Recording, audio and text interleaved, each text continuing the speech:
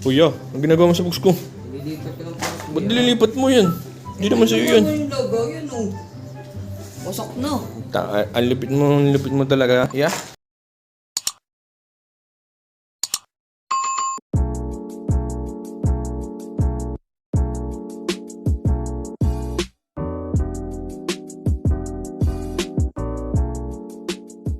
Tama ha?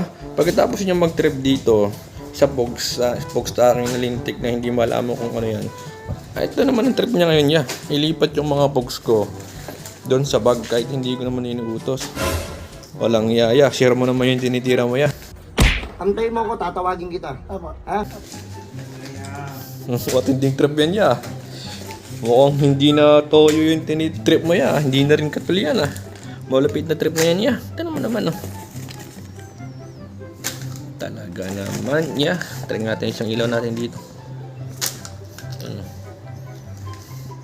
Naku po, parang batang 90s pala pag nakaganon. Ba't dyan mo pa nilagay?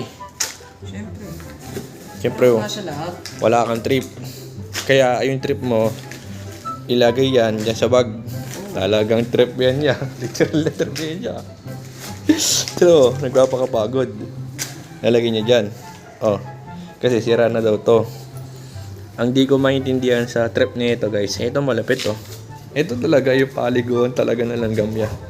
Oh, anong trip yan? Siguro gusto mong naisip nito. Kunwari, ito yung langgam. Yung langgam, makit dito, dito.